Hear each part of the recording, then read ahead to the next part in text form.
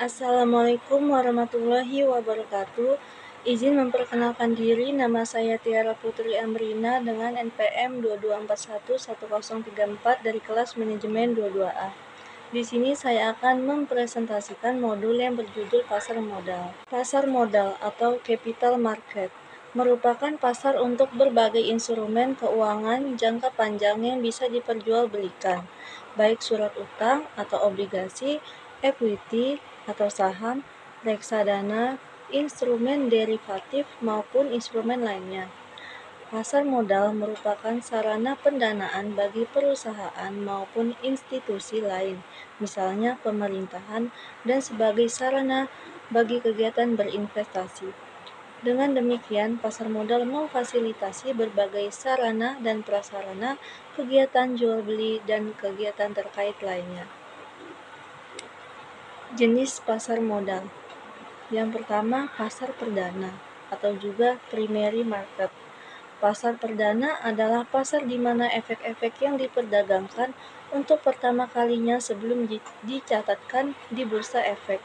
Di sini saham dan efek lainnya untuk pertama kalinya ditawarkan kepada investor oleh pihak penjamin emisi atau underwriter melalui perantara pedagang efek atau broker-dealer yang bertindak sebagai agen penjual saham. Proses ini biasanya disebut dengan penawaran umum perdana atau Initial Public Offering atau IPO. Harga saham yang diperjual pertama kali ditentukan oleh perusahaan atau emiten dan penjamin emisi yang didasarkan pada analisa fundamental perusahaan. Hasil penjualan sahamnya akan masuk sebagai modal perusahaan yang biasanya akan digunakan dalam perluasan bisnis, menambah aset, dan juga membayar utang. Yang kedua, pasar sekunder atau juga secondary market. Pasar sekunder merupakan pasar dari efek yang telah dicatatkan di bursa.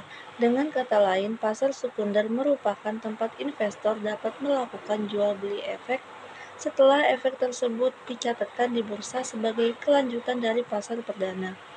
Di pasar ini, efek-efek diperdagangkan dari satu investor kepada investor lainnya. Pada saat saham terdaftar di suatu bursa efek, maka investor dan spekulan dapat dengan mudah melakukan transaksi perdagangan di bursa tertentu. Harga saham terbentuk oleh tawaran jual dan tawaran beli dari para investor, yang disebut sebagai order-driven market. Hasil penjualan saham biasanya tidak lagi masuk ke perusahaan, tetapi masuk ke para pemegang saham. Kemudian pasar ketiga atau juga biasa disebut trade market. Pasar ketiga disebut juga dengan OTC, over the counter, adalah sarana transaksi jual beli efek antara anggota bursa atau market serta investor dan harga dibentuk oleh market maker. Investor dapat memilih market maker dengan harga terbaik. Para market maker ini akan saling bersaing dalam menentukan harga saham, karena satu jenis saham dipasarkan oleh lebih dari satu market maker. Dan yang terakhir, pasar keempat atau juga disebut fourth market. Pasar keempat adalah sarana transaksi jual beli antara investor jual dan investor beli tanpa perantara efek. Pasar keempat hanya dilaksanakan oleh para investor besar karena dapat menghemat biaya transaksi daripada jika dilakukan di pasar sekunder, karena dapat menghemat biaya.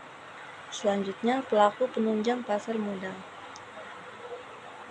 Para pemain utama yang terlibat di pasar modal dan lembaga penunjang yang terlibat langsung dalam proses transaksi antara pemain utama sebagai berikut.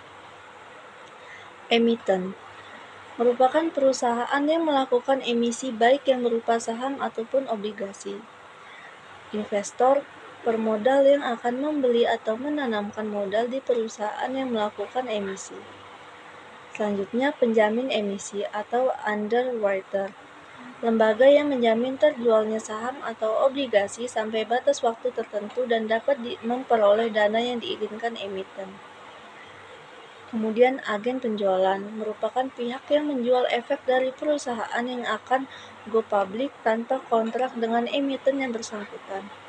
Dan yang terakhir, pialang atau broker, perantara antara si penjual atau emiten dengan si pembeli investor dalam jual beli efek. Strategi investasi di pasar modal.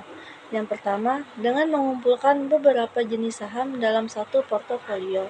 Kedua, beli di pasar perdana dan jual di bursa atau pasar sekunder. 3. Beli dan simpan berpindah dari saham satu ke saham yang lain. 4. Konsentrasi pada industri tertentu. Kemudian lembaga dan struktur pasar. Ada beberapa lembaga dan struktur pasar modal yang ada di Indonesia. Berikut lembaga-lembaga pasar modal di Indonesia, meliputi Otoritas Jasa Keuangan, yang menggantikan fungsi Badan Pengawas Pasar Modal sebagai pengawas seluruh aktivitas yang terjadi di pasar modal. Bursa Efek. Saat ini ada dua, yaitu Bursa Efek Jakarta dan Bursa Efek Surabaya. Namun sejak akhir 2007, Bursa Efek Surabaya melebur ke Bursa Efek Jakarta, sehingga menjadi Bursa Efek Indonesia. Sesudah itu perusahaan efek, lembaga clearing dan penjaminan. Saat ini dilakukan oleh PT Clearing Penjaminan Efek Indonesia atau PT KPEI. Dan yang terakhir, lembaga penyimpanan dan penyelesaian.